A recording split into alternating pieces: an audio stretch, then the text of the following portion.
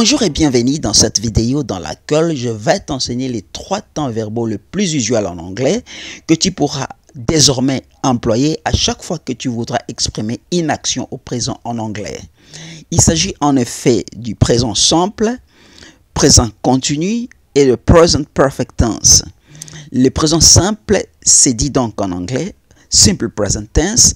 Le présent continu, c'est dit present continuous. Le present perfect tense peut être rendu en français par le passé composé ou encore le présent. Je reviendrai un peu plus tard.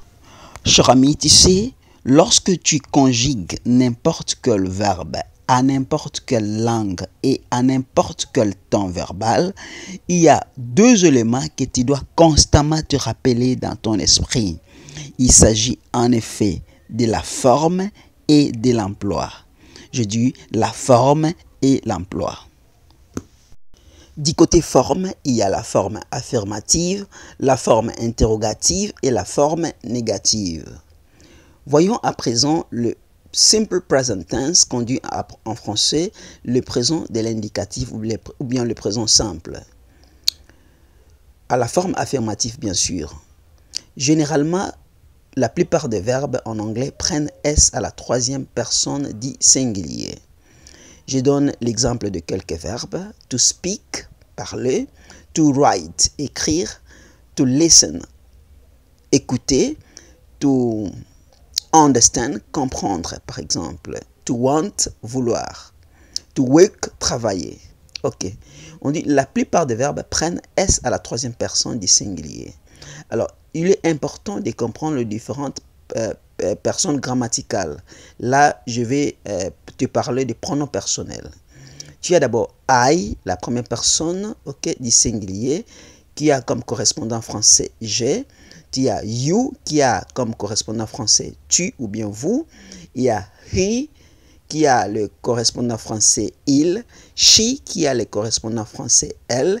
It, qui est naître, qui a le correspondant français il. Et on a we qui a le correspondant français nous et they qui a le correspondant français il ou bien elle au pluriel. Alors, maintenant, prenons le verbe to work. Alors, s'il faut conjuguer, on dit à l'infinitif, tous les verbes commencent par to. Alors, tu dois enlever les tout là qui est à l'infinitif, tu restes simplement avec le radical, ou le basic form du verbe. Donc, pour la 3e personne du singulier, tu vas dire he wakes, she wakes. Et pour les autres personnes, c'est simple, tu vas simplement faire sujet plus le basic form ou bien le radical. Donc, là, tu vas dire I wake, you wake, we wake, they wake. Alors, s'il faut faire la conjugaison en entièreté, je vais dire I wake, you wake, he wakes, she wakes, it wakes, we wake, you wake, they wake. Tu peux le faire pour le verbe to want, tu peux le faire pour le verbe to need, to speak. Tu verras que c'est la même chose parce que la plupart des verbes prennent S. À la 3e personne du singulier. Voyons maintenant la forme négative. Contrairement au verbe to be, to have et les autres verbes qui expriment l'humeur tels que can qui au passé fait could, may qui au passé fait might, will qui au passé fait would et must qui souvent est remplacé par have to. Pour ce verbe, pour le mettre à la forme négative, qu'est-ce qu'on fait? On ajoute simplement not. Par exemple, to be, vous conjuguez le verbe to be. I am, you are, he, she is, we are, you are, they are. Mais vous ajoutez not. I am a doctor, ça devient I am not a doctor. Et pour le verbe to have, qui n'a que des formes, have et puis has, vous ajoutez not.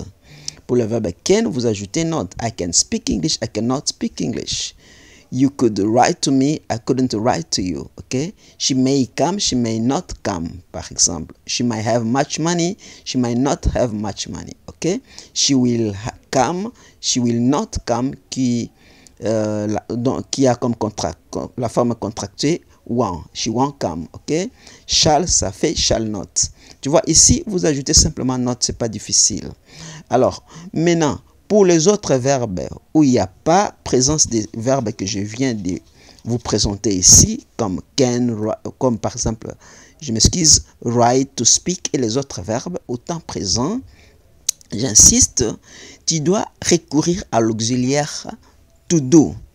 Alors, le verbe to do, lui, n'a que deux formes.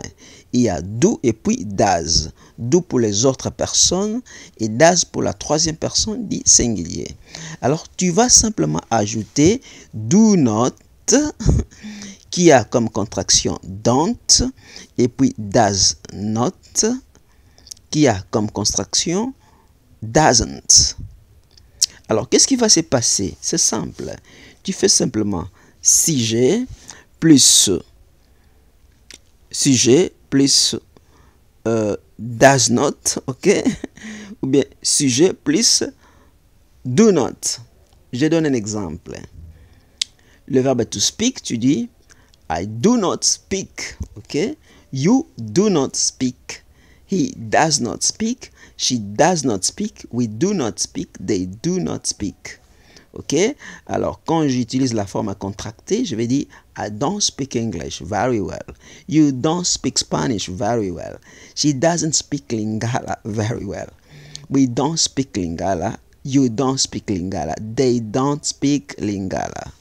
Ok? Si je te donne le verbe to want to go, tu dis I don't want to go. You don't want to go. He doesn't want to go. She doesn't want to go.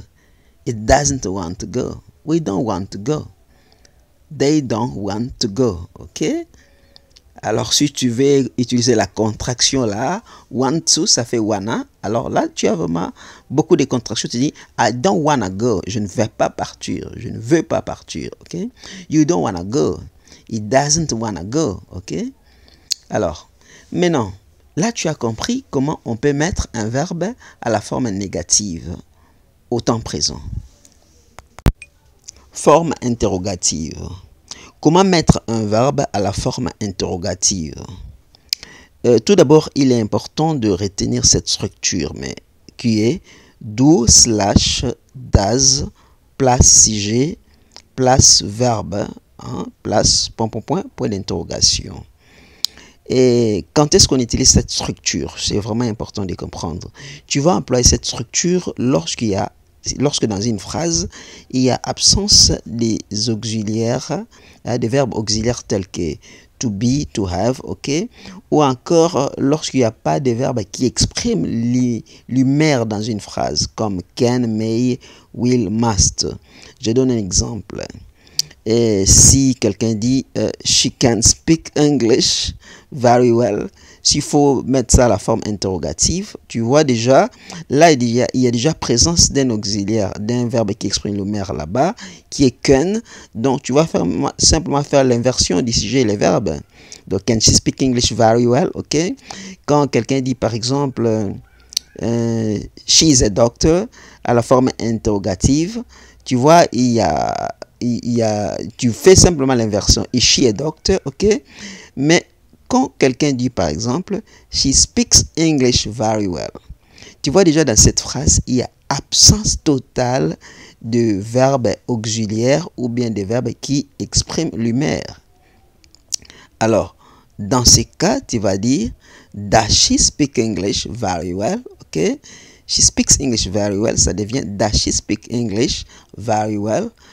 Tu vois, ce que je fais, j'ai pris simplement does, ok, et j'ai le fait suivre de she, qui est le sujet de l'autre côté, et le verbe speak, et je change l'intonation. Does she speak English very well? Est-ce qu'elle parle très bien l'anglais? She closes the door. Elle ferme la porte. La question, does she close the door? Ok, c'est vraiment très simple. She wants to go. Elle veut partir. La question, est-ce qu'elle veut partir? Je vais dire, does she want to go? Je vais partir. Tu veux partir? Pour poser la question, je vais dire, do you want to go? Ok, voilà. Avant de parler de l'emploi, revenons un peu en arrière pour parler de la forme affirmative. Nous avions dit que tous les verbes, la plupart des verbes prennent S à la troisième personne du singulier. Cependant, il y a ce qu'on appelle modification orthographique au niveau de la troisième personne du singulier pour le verbe se terminant par Y précédé d'une consonne. Par exemple, to study, c'est un verbe qui se termine par Y bien sûr, mais qui est précédé d'une consonne. Et les cas échéants, c'est la consonne D. Ok? Alors, à la troisième personne pour ce genre de verbe, les Y changent par I et S. Donc, dit he studies. C'est aussi la même chose avec le verbe to carry qui te donne he carries. Mais attention, pour le verbe to pay, to pray, to say, là, le Y ne change pas en I et S. He pays, tu ajoutes simplement S. He prays, tu ajoutes simplement S. Ne change pas Y en I et S, même pas en rêve. Alors, prenons le verbe qui se termine en CH, comme to watch, ok? À la troisième personne, dit he watches. She watches animals in the zoo. Elle regarde les animaux au zoo, par exemple. Le verbe, par exemple, to finish, ok? Dit she finishes cooking. Elle termine de préparer. Finishes, ok? De même pour to publish, ok? À la troisième personne, publishes. Alors, le verbe qui se termine en O, à la troisième personne, fait O et S. À la forme affirmative, au temps présent, bien sûr. Par exemple, to do, dit it does. Alors, voyons à présent l'emploi, comment on emploie le present, le simple present, comment on emploie le présent simple, ok? Alors, l'emploi, comment on le fait? On dit, le présent simple exprime un état de fait, ou bien une habitude, une vérité générale. La personne qui parle n'exprime aucun point de vue. Alors, allons lentement. Une vérité générale, je donne un exemple. Water boils at 100 degrees Celsius and it freezes at 0 degrees Celsius. C'est-à-dire l'eau bout à 100 degrés et gèle à 0 degrés. C'est une vérité générale, que l'on soit en Chine, en France, en Japon ou au Congo. Cette vérité reste générale. Donc ça s'applique. De l'eau ne bout qu'à 100 degrés. On le dit au présent parce que c'est une vérité. Alors, maintenant, pour exprimer une habitude, par exemple, on utilise aussi les temps présents. Par exemple, she often goes to school on foot. Elle va souvent à l'école à pied. She never goes to school by car. She never goes to school by car. Elle ne va jamais à l'école en voiture. Sometimes she goes to school by bus. Sometimes she goes to school by bus. Parfois, elle va à l'école en bus. She always goes to school on foot. She always goes to school on foot. Elle va toujours à l'école à pied. Donc, parfois, lorsqu'on exprime une habitude, on utilise aussi les adverbes de fréquence tels que often qui signifie souvent, always qui signifie toujours, sometimes qui signifie parfois et never qui signifie jamais. Et notez-les, on emploie aussi les présents pour exprimer, pour décrire les portraits d'une personne. Par exemple, she likes to drink and smoke. She likes to drink and smoke. Ça, c'est la description du portrait d'une personne. Merci pour l'attention soutenue. Pour le présent continu et le present perfect tense, je te demande de cliquer à la vidéo suivante.